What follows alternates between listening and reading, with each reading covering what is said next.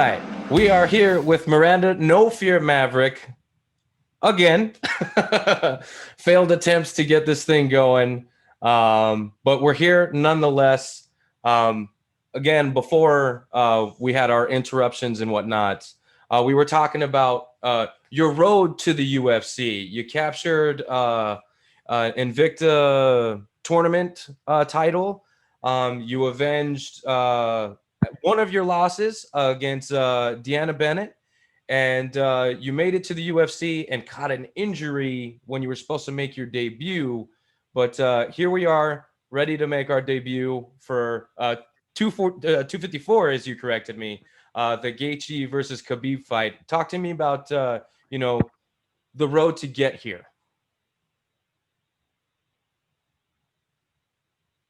So obviously the tournament was a big deal. It kind of gave me extra exposure, let people know my name, know who I was. That's how I really started getting recognized within Invicta.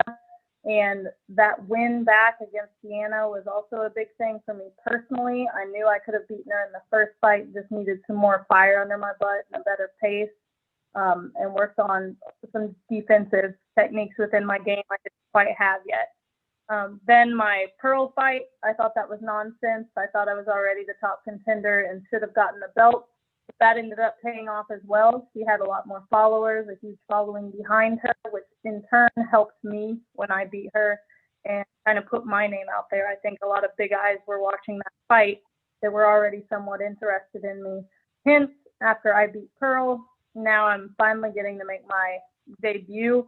Already had that first attempt to do it, had a heartbreaking setback that luckily was able to be remedied through medical procedures, and only took a couple months to heal up, get back to training, and now I'm more motivated than ever to get in there and show what I can do. Well, let's talk about that tournament real quick because that tournament was badass. Okay, you had Leandro was in there. You had Bennett was in there. A lot of good girls, and this wasn't the first successful tournament that Invictus put on.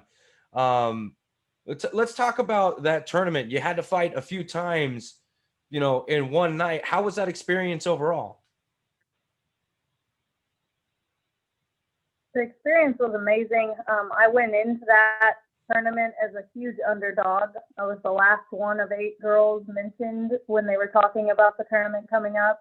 And I think instead of a huge paragraph stating who I was, what I was, it just said 22-year-old prospect, Miranda Maverick. And it really bugged me. I was like, all right, if that's all they're going to say about me, I'll make them, eat their words kind of. I didn't want to be seen as a prospect. I wanted to be seen as more than just one of the young girls within the sport. So I went in there and showed what I could do. I thought about it as 2 first rounds of a fight and, just get through those. And then the final fight was the real fight. And that's exactly what happened. I even got to face the person that I wanted to in the finals, that they had said, if you could fight anybody, who do you want to fight? I said Deanna, but I don't want to fight her in the first.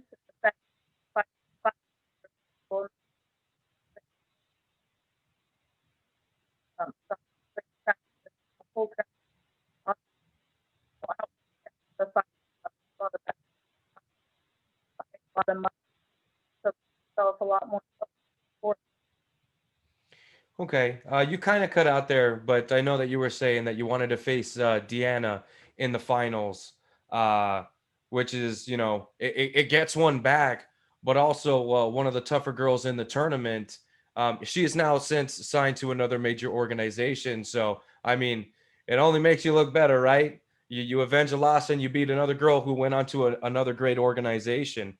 Okay, but you're set here to make your debut on October 24th, I believe, against Liana Jojuao, if I'm pronouncing that correctly. What does this girl do well that you need to keep an eye on? And without giving too much away, how do you think you're going to be successful in this fight?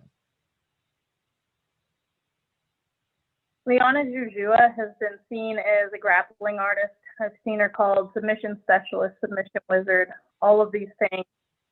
It's amusing to me because I do the exact same thing. People aren't really mentioning that within the fight scenarios that they put out there for articles leading up to this UFC fight. I'm just this newcomer debuter to the UFC, so there's not really much said about me at all, other than previous fights in Invicta. I look to change that up. I've heard via rumor and somebody who said they were translating her speech for me, and it was just a fan sending it to me, that she's worried about going to the ground with me, and I wouldn't blame her at all for that. But she's also wrong if she thinks that her striking is going to be better than mine. I improve between every fight, and people that think my striking is bad obviously haven't watched a couple of the more modern ones, like during the tournament. I feel like I kind of showed I can strike if I want to. Even the Pearl fight, I didn't do striking as much. I ended up taking her down, but every time I did punch her, it connected strongly. So I'm ready to go in there and show everything I have, regardless of where it goes.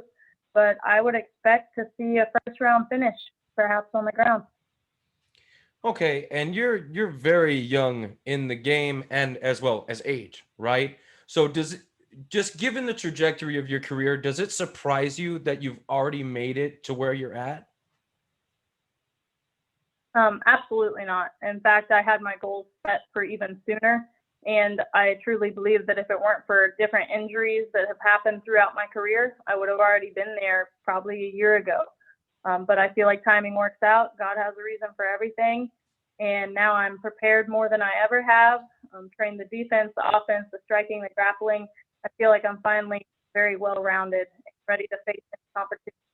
Instead of, I don't really think there's going to be any bump up in competition. It's going to be pretty normal to what I've faced, so there will be no shock. Okay, and making your UFC debut generally comes with what they call the octagon jitters.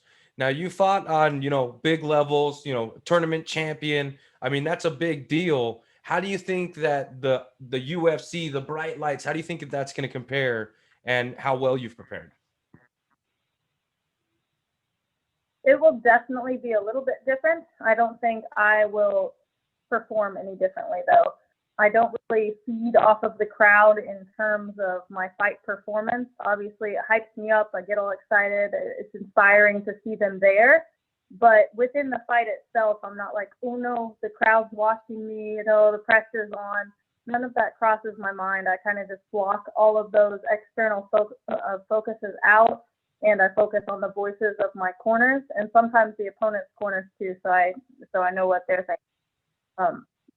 So because of COVID, obviously there's not going to be that crowd, but there's still the bright lights and the thought that it is the UFC. But I've kind of given all my anxiety away. I know that there's no reason to be anxious, and whatever happens in the fight happens. I've prepared to the best of my ability, so I can go in there with confidence and no nervousness.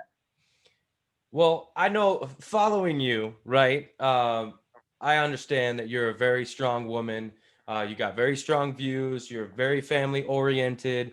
You know what I mean? I can see that the composure is there. So I just had to ask. But once we get this first fight out of the way, who do you think is going to put you on the correct path opponent wise? Not saying you're looking past this girl, but if you could, maybe give like a 1, 2, 3 punch to your title shot or title eliminator.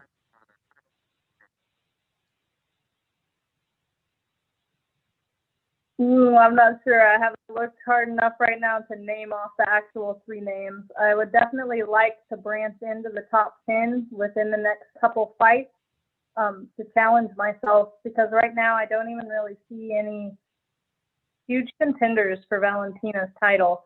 And I don't want to, stuff people's accomplishments or anything, but I just think she's so much farther ahead than these other girls that even these other top 9 girls aside from her are not really the top 9. I think that's just always whoever fought who and ended up getting there, and then it switches back and forth. And I think that gives me an easy road to get there. And I see probably 3 girls in the division that'll give me trouble right now. And that's just because their background is similar to mine. But my wrestling and strength will pay off to where any opponent they put in front of me, they're going to have a tough time. And so hopefully by the time I get to this fight, I'll have those 3 picked out, and maybe I'll mention a couple in my after fight speech about that. There you go. There you go. Confident, but not looking past the opponent. Completely respectable. And unshook is the Maverick. All right.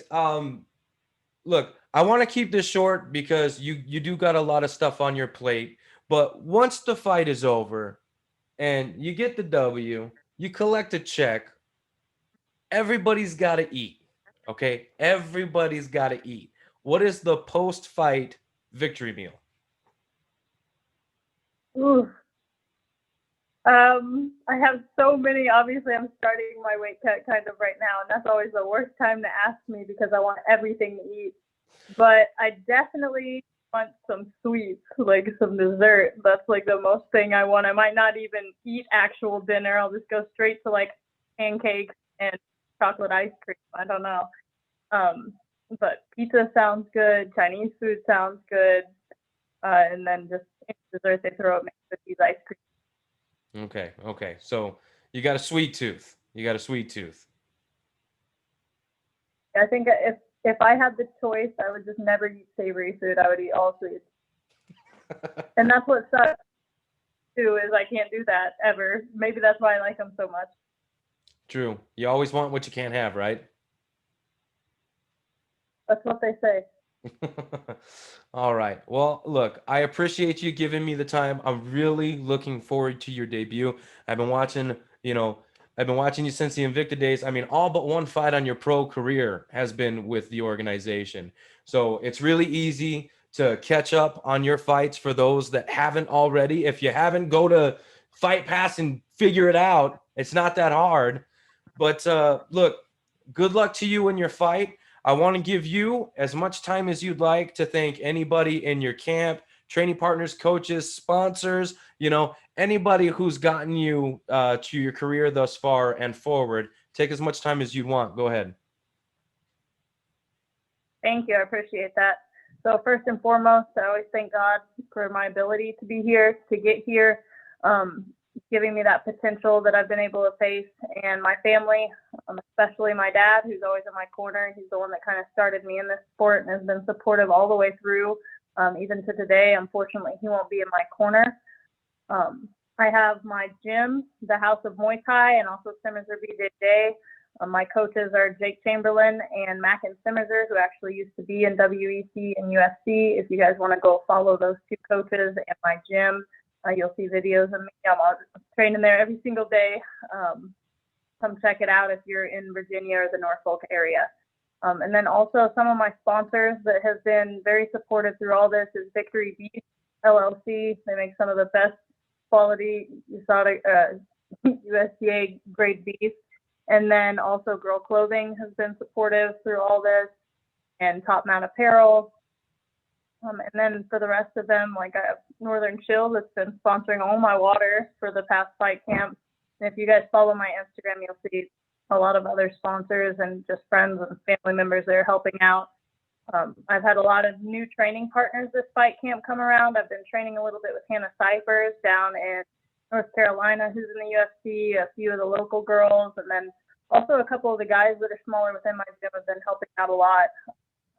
Noah Whitford is one of the guys who just got done winning his tournament for the Kickboxing Federation locally. And then I also have a guy named Rolly who fights at 135, and it's a big part of my fight camp. Don't want to leave any of my other training partners out as well, though. Everybody in my gym has been vital for this fight. All right. Well, again, look, I appreciate the time. Okay. Good luck in your fight. And this is just the first, second, third, maybe the fourth time, right? But there'll be another one down the road. I can't wait to have you on the show again. Miranda, the Fear the Maverick. Oh, go ahead. Saying to everybody seeing all your gear that you've got on, you guys have been supporting me too over at HKA. So that's these been guys, super nice. Yeah, nothing but good people over there. They're this was actually, they were pre us trying to connect, right? So the first time I tried to get you on, I wasn't I didn't work with HKA USA. And now knowing these people and all the good work that they do, and I said, "You guys picked up Maverick? Hell yeah. Hell yeah. That's a good chick right there." So It's all good. It's all family. I love it, man. I love it. But until next time, have yourself a good one. And like I said, good luck. We'll be watching you on the 24th, UFC 254. Thank you. All right, take it easy.